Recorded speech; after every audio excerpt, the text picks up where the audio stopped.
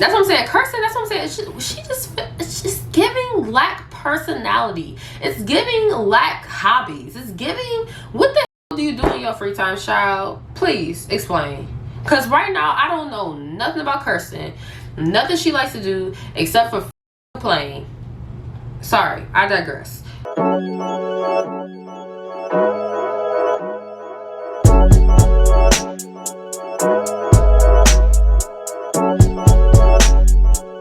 Hello loves, it's your girl Candace. I'm here with Confidential Talk. I just got done watching Married at First Sight episode 10. Love is in the air, okay? It is in the air. I don't know who the love is for, okay? But I guess it's up in the air, okay? But I just got done watching the episode. Very, very interesting details that we learned this episode, right? So we learned that Shaq gave up a job opportunity for this marriage with Kirsten's funny acting ass. We're gonna talk about it. How many orgies has Aries been in? Which, okay, by the way, if you guys are new to my channel here, we actually promote, sex positivity over here. We want to have a good time, okay? So, if you guys are new to my channel, welcome. My name is Candace. I do videos on sex, love, relationships. I talk about how to better your sex life. I talk about sex toys. But we also do these recaps too. So make sure you guys check out some of my other videos and subscribe to the channel. Okay, subscribe to the channel and become part of the Confidential Talk family. I want you guys commenting below during this recap, because I only get on here and talk about Married at First Sight to talk to y'all about this. Okay, y'all my friends, so let's talk about it. Even if you don't agree with me, we can agree to disagree. We ain't gonna argue though. We can agree to disagree, but we're gonna have a good time doing it, okay? So yes, I want y'all commenting the whole time. Whatever the case is, back to these orgies. Aries, how many orgies have you, we need to know. The people are asking and we want to know, how many orgies have you been involved in, okay? Again, nothing wrong with it, but we need to know. Alright, so yeah, a couple things we unpacked during this episode. Of course, if you guys have been here prior and you've been watching my recaps, you know how I feel about Chris. Okay, he definitely let off a few more little extra details that I wasn't shocked. Every time he bring up a past situation with another woman, it is never positive. I'm convinced that Chris has never been in a positive relationship. He's never been in a happy, good, positive, productive relationship. Because everything he's done, everything he ends up doing, he can actually correlate it to a past experience with a toxic ex. Let's get into this recap. I cannot. Okay, so we start the episode off with Jasmine and Aries has caught COVID. We actually of course, I was actually really excited. This episode, we got a lot more Shaq and Kirsten because we gave Dom and Mac the boots. So I was actually very happy to see them a lot more this episode. Anyways, so yeah, so we find out Aries has, Aries. I've been saying his name wrong this whole time. Aries. We find out Aries has COVID. We move on to Gina and Clint. Clint has a conversation with his mom to update her. He expresses that Gina works a lot and he wants to build a deeper connection, but they can't get past her talking about work, okay? But again, his mom is going to end up explaining, look, I didn't personally have no experience, because he does ask his mom, as a business owner, did you find it hard making time for, significant others or yourself? And she's like, no. But when you first starting off a business, you got to put in that time for it to be successful. So she did, mention that. I did hear that. But he does feel like there has to be a life work balance. And I do feel like Gina lacks that. So I can understand where Clint is coming from. But again, I talked about this prior. Opening a business, a small business, medium, or a large, is fucking work. And I can only imagine if opening a small business is a lot of fucking work, I can imagine opening up a fat ass salon probably is a lot of work. So I knew that this would be an issue in a situation. As soon as I got to know what she does and got to know what Clint does and what he likes to do in his spare time, I already knew it was going to be an issue. Whatever case is, moving on. So So we're gonna move on to Chris and Nicole. They go for a massage. Oh my god, this whole scene was so cringy to me, okay? And this was just a personal experience. Like, y'all, I don't know about y'all, but I love massages, okay? I love going to get me a massage. But what you're not going to do during my massage is fucking talk to me, okay? Asking me questions, having me do surveys and questionnaires, and like, no, I don't want to talk to you. I want to relax, okay? That's why I really don't necessarily feel like couples massages are like a super romantic thing, because it's not a time that you guys can be intimate, can be, you know, interactive with each other. At that moment, you're trying to fucking relax, okay? I'm trying to shut the hell up, lay back, and fight sleep, okay? Because it feels so good. That's what I want to do my massage. I just want to fight sleep. I don't want to talk. I digress. Okay, so they go for the massage. Then we hear another encounter of one of Chris's toxic exes. Okay, so he talks about he's been to a couple's massage before, but the last time he went, it was very uncomfortable, okay, and awkward and weird because the relationship was toxic. That seems to be the story of his life. Anywho, Shaq and Kirsten FaceTimes her friend Elise. I can't stand Elise. I remember her from The Wedding Child. She is so irritating. She was grilling Shaq with them eyeballs like this. She was grilling Shaq, and the whole time she was grilling the out of him, I was just thinking like, wow, I just wish Jasmine's family would just grill Aries like this, because he's the one that needs the grilling, the flipping, and the smashing, okay, and grilled some more. He needs it. Anyways, so yeah, she calls her friend and she talks to her on the phone. She's expressing to her friend that she wants Shaq to get his normal work schedule back, because right now he's out with his mentees and he's busy with them at night. So by the time he gets home, she's asleep. She tries to wait up for him, but she ends up falling asleep. So she just wants more Shaq time. Okay, sounds like somebody likes him. Okay, because you don't want no extra time with somebody that you don't like. Okay, anywho, we kind of go, you know, we have like a small little area where we talk about Aries and Jasmine, and he rates Jasmine taking care of him at a 7. And you know, that was cool, you know, that was a little cute, whatever. She's taking care of him, but she a good one, because it couldn't be me. Okay, Mr. I'm not attracted to you, I'm not physically this, I'm not physically that. Take care of yourself. Anyways, then we move on to Gina and Clint. Gina takes Clint to her salon. He jokes that the hair bowl is a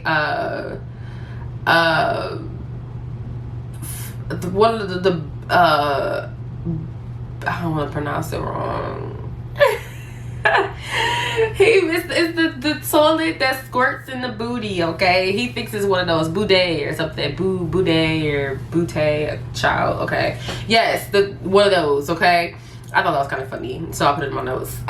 He met her work crew, and it seems like there was a really good vibe. Again, honestly, I'm kind of not invested in Clint and Gina's situation right now, only because I do feel like Gina is checked out. With them living together, I do feel like it's made their connection stronger, but I am a firm believer that Clint, as much as he tried to perpetrate that he's on the same page as Gina and there's no attraction on both ends, he likes Gina, okay? I think Clint very much so likes Gina. He really wants this to work. He already was talking about the kids and whatnot, taking her sailing.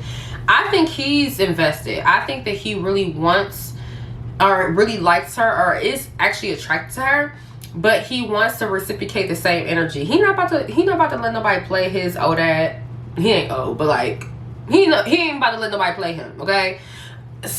Which I would be the same way. Okay, you're not about to play me on national television. I'm in my 40s or 30s. Sorry, maybe 20s, because we 20s we can't help what happened in our 20s. Okay, we was just learning, but 30s and 40s, you got me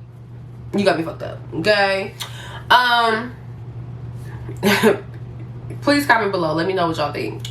So we move on to Chris and Nicole. They cheers to their relationship. She wants to know again, child. Again, she needs to know. Do you love me yet? Are you in love? Do you love me? Can you see this for the rest of your life? She needs to know, okay? And Chris again is like, no, I don't love you yet. I'm not there. And he also doesn't really want to feel pressured into saying it because she asks him every day, okay? She even told Pastor Cal that. She asks him every day because she needs to know. Do you love me? Okay. Chris takes us down another toxic relationship path, okay? And he talks about how in his past he has said, I love you too soon. And, you know, with that being said, he doesn't want to, you know, feel like he's pressured or rush into it because he doesn't know the outcome of that relationship, okay? And it's actually interesting because I got this feeling about him. You know, with him always telling these toxic stories, like he never has positive things to say about any of his past relationships, right?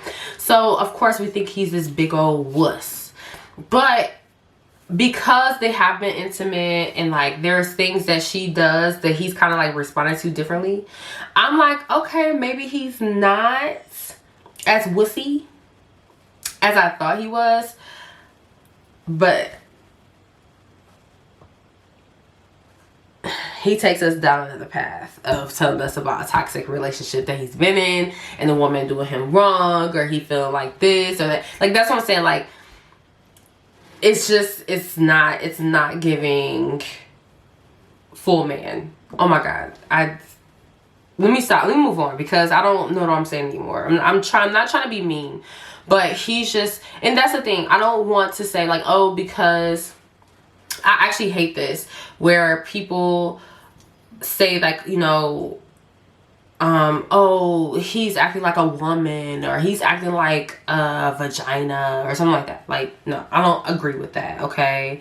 I get the term pussy or the P word because it comes from cat, okay? Cat, scaredy cat, that's a real thing.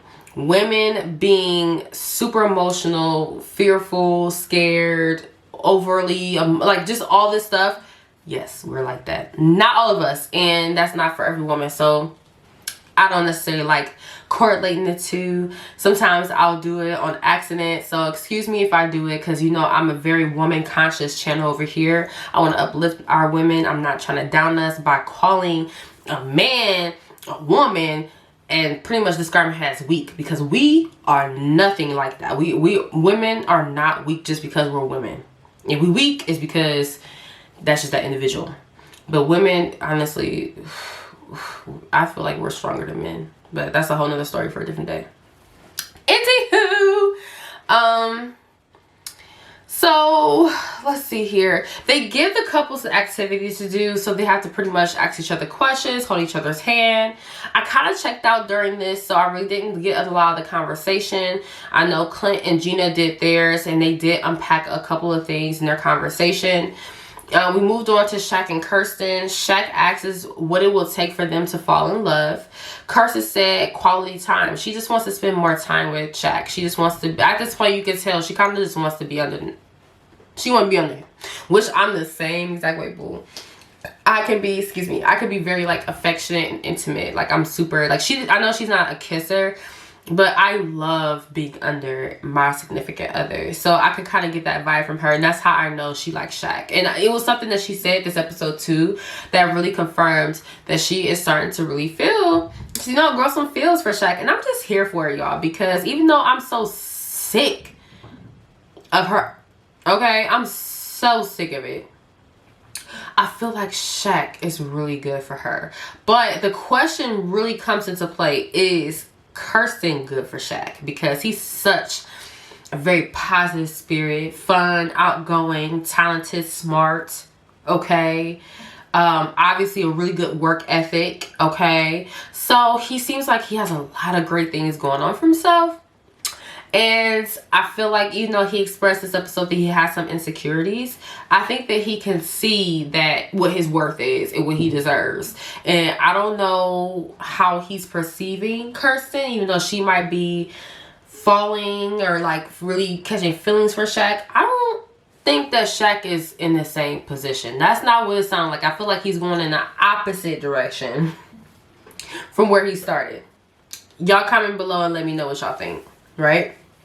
Okay, so she pretty much asking him the same question. She says, you know, what does it take for you to fall in love? And he answers, just time. I just need time. He says, in order to make himself happy, he needs to be spending time with friends, going to the gym and stuff like that. So he does need his time to be able to do Shaq. And not necessarily just be under her all the time, okay? But I do feel like those are things that they could potentially do together if her energy is there. So I feel like, yes, we all in a relationship, and I think that, you know, obviously every relationship operates differently, but there's nothing wrong with having your alone time when you're in a relationship. It doesn't offend me as a partner, because sometimes I want that time. It doesn't mean that your partner doesn't love you. Sometimes they just need to decompress, think, whatever it is that they need to do it by themselves. And, you know, I don't know how Shaq is feeling. I think at this point now, the real question is, at first it was like, okay, what's up with Kirsten, what she got going on, but we realize now her personality matches the way her apartment was looking. Boring and plain. Okay? That is what I'm getting from her personality. Boring and plain. So, but she's a beautiful girl. Beautiful woman. So, Aries and Jasmine. Aries is well again. And because Jasmine took such great care of him, he wants to return the favor. So he wants to bond with her by helping her wash dishes. So they have their own little moment. Chris and Nicole. Chris talks about having body insecurities and he wants to look good for his wife. Here we go again. Okay. But he tells her that he did make a comment when they first met. And he had said that she was a little bit thicker than what he was used to. So they did the flashback and it looked like that might have been on the wedding night. I think that was very, very smart for Chris to do, was to let his wife know prior to, you know, what he said, the comments that he made, prior to anyone else letting her know. I think that was very, very smart. Good job, Chris. I think most men need to, you know, because just imagine, like, you saw the way she reacted. She was a little disappointed. Just imagine she heard it from somebody else. Yes, definitely would hinder their relationship. And then she ends up saying, like, just avoid calling me thick. If you're talking about me to a friend, you're describing the way I look, avoid thick. Which, thick is an actual compliment. I was actually, so, like, she wore, like, these shorts and, like, a little tank in one of the scenes where she was coming back into the house. And I got a good look at her body. She has a decent body. It's more straight up and down, kind of like mine's. But she's actually, except for, I'm not like top heavy. I feel like she's really top heavy. Like, she has broad shoulders. She is bigger breasted. So she just has like more up top. So it's just a little bit of an imbalance, just a little bit, but it's nothing bad. Like, she actually has a pretty decent body. But I really don't see the problem with the word thick. Thick is a compliment. Call me thick, baby. I am thick. Describe me as a thick, voluptuous chocolate beauty. Okay? I'll take it. Moving on. So, let's see here. Gina and Clint. Clint brings Gina to the boat. He tells her more about him and growing up and about sailing, and she looks like she's enjoying it. So that was like a whole cute scene. Shaq and Kirsten. So Shaq meets, Kirsten meets Shaq mentees, and they come over and they eat. So they all eat dinner together. One of the mentees mentioned how Kirsten is pretty, okay? And they were worried that she would be unattractive, but who did your hair? He didn't know what else to say. That was awkward.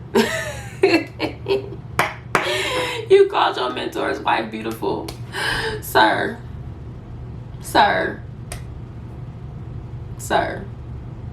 You can't be trusted around my wife now. I know you little young ass. Gone somewhere. Sit down. I did think it was kind of interesting that she would meet his mentees. I think because they're young men. And obviously he is, and this is why I like Shaq. He's clearly not insecure. He's clearly not an insecure man. You know, he's able to bring these young, attractive males around his beautiful wife.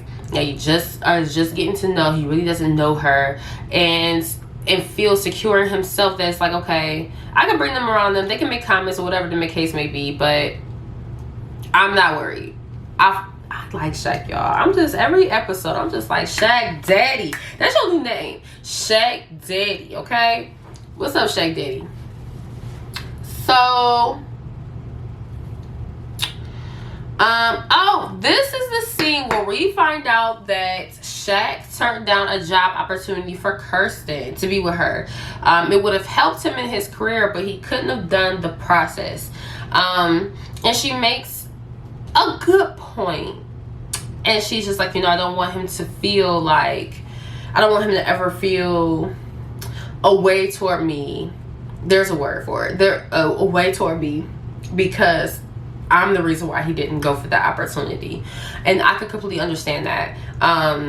Resentment. I don't want him to have resentment against me because he didn't shoot for something that he wanted to shoot. But then make it worth his while. You are at a spot where you clearly, it's clear to the viewers, at least to me, y'all. Tell me what y'all think in the comments.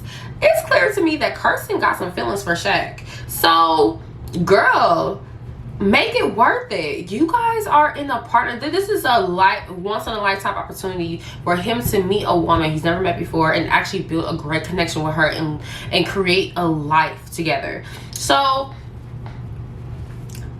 do it. You know what I mean? Do it. Instead of just criticizing, I don't want you to hold it against me. And she said that in front of the mentees. I'm just like, Kirsten, you're gonna always have something to say.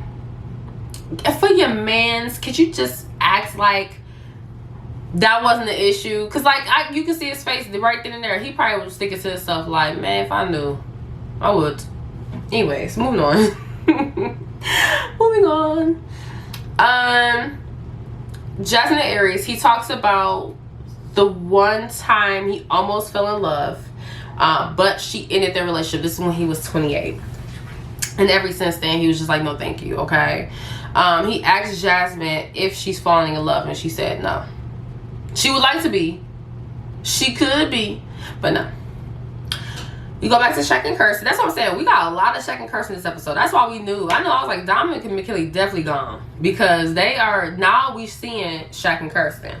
So Shaq takes her to a plant shop. This is the way, he feels like this is the way them spending time together. But he's worried that Kirsten is not going to receive it the same way. Because she feels like they need to be sitting at home looking at each other. And that is quality time, baby. He talks about why he likes plants, and he says he names them and even talks to them.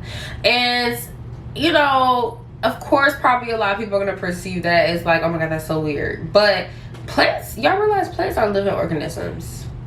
They live. They're living. I don't know, they're organisms. So don't get me lying on here. But they're living, right?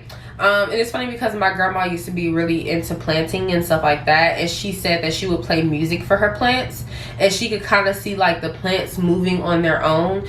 And honestly, I really believe her. Like, they're living things. Like, they literally are living, and like, you know, you water them and you feed them and you give them certain things and you take care of them, and you know, you can actually revive a dying plant. So like, there's just so many, like, or a sick plant, I should say. So like, you know, plants are amazing and they give you energy. Like, they give you energy, they give you oxygen. Specific plants, certain plants, not all of them, but like, you know, there's just so many different benefits to having like actual real plants instead of like the faux plants in your house. So I'm here for it. That's what I'm saying. Kirsten, that's what I'm saying. It's just giving lack personality. It's giving lack hobbies. It's giving, what the hell do you do in your free time, child? Please explain. Because right now, I don't know nothing about Kirsten. Nothing she likes to do except for fucking complain. Sorry, I digress. Because it's driving me fucking insane, y'all. It's driving me literally nuts. So we get to Jasmine and Aries. They played Never Have I Ever, one of my favorite games. We learned that Aries has orgies, okay? We learned that Jasmine's a little on the innocent side. She's never kissed a girl, okay? She's never cheated on anyone. And that's when Aries had to be like, wait, you boring for real. You ain't never experienced anything. You ain't never cheat. Boring. You ain't never kissed a girl. Boring. I'm just like, Aries, you're 39. Grow up. Please, sir. Grow up. Back to Shaq and Kirsten. That's what I'm saying. Like, I've never said Shaq and Kirsten in one of my recaps this many times. So she set up a home spa date. She says she loves to please Shaq. This is how I knew. I was like, oh yeah, she likes Shaq. She fucking with him. He opens up about being insecure about not being able to play sports and the scar on his face from his accident, and even about going bald. Sis, that made him feel bad about it. They talk about, oh, I don't want no bald head. I don't like no bald head this, bald head that. He just let you know he was insecure about it. Boom. How do you feel now, Kirsten? I can't stand her. Anyways, so yeah, he opens up about being insecure about all those things. She says that she thinks he's an amazing man. He's handsome and he's striving for excellence and it looks good on him. I was like, yes, Kirsten. Now we're uplifting our black men. Now we're uplifting the man that you honestly were really greatly paired with. Because right now we see everything that Shaq is bringing to the table. Now we just need to see what you bring to the table other than them looks and that booty. Okay? Because I seen that kadunk. Okay? I see you, Kirsten. But like, what else you bringing to the table? Please. So she says that she thinks that... Oh yeah. Okay. So he asks if he doesn't know about her. Oh, he asks what he doesn't know about her. She says a lot. He's like, why don't I know? She says, well, you know, I could be quiet. He was like, he like, well, I know that. So just tell me something new. And she was like, oh, it's not much to know. Huh? You just said that. Okay. So how I took that conversation, I took it as Kirsten, again, lacks the personality, lacks, you know, the personality, just like her apartment did. She just lacks. She looks like she really doesn't have any, like, what are your hobbies? What do you like to do? Like, dude, I'm always busy, but I could list you hobbies I like to do. And I haven't done it in a while because I'd be too busy to do it. But if you gave me a few free days to myself, I'm definitely doing it. Like, Kirsten, man. She didn't know what to tell him. He says that her walls are up, so maybe he's seeing it a little bit differently. I'm seeing that she just lacks personality. But he feels like there's probably something deep down in there that she's like not opening up about. It's just that she's not opening up. So Shaq sees it a little bit differently. But he says that her walls are up. She says she's trying to think of something. And again, it's just kind of like, he's like, okay, he's holding her accountable. Like, okay, why are your walls up? But she's like, I'm trying to think of something. I really don't think her walls was up. I think she really just didn't know what to tell you, Shaq. I'm sorry. Then we move on. Then we move on to Gina and Clint.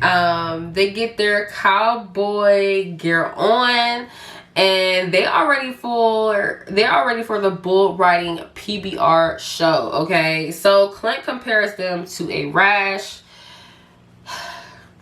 Clint is gonna be Clint. Because they rub off on each other. So that's pretty much the episode. I don't know if they had a different scene for someone else after that, and I just didn't catch it. I didn't make notes on it. But yes, really, really good episodes, you guys. We learned a lot. I did watch the after party. I feel like that there was something I learned from the after party, but I didn't write it down because I was like, you know, getting dressed and like, you know, doing like getting my like afro. I was fighting my afro, honestly. I was fighting it. I was fighting my afro. So I was listening to the after show or after party, but me and her had a fight. So I really don't know. I forgot if there was something. There might have been a detail or two that I wanted to mention on here that the girls mentioned, but I can't remember it. So please comment below if you guys want to add anything to the recap or review, what you thought, what you think about any of the couples, where you think Shaq and Kirsten. I really want to know what you guys' opinions on is Shaq and Kirsten right now. Maybe what Shaq is feeling. How are you like reading his energy through the screen? Like, you think he's falling like out of attraction with Kirsten? Because that's just how I'm perceiving it. But thank you guys so much for watching. Make sure you guys comment below. Let me know what you guys think about these couples. Please subscribe to the channel, become part of the Confidential Talk family. Click that notifications button and so you can get notified every time I drop a video. And I will see you guys in my next recap. Peace.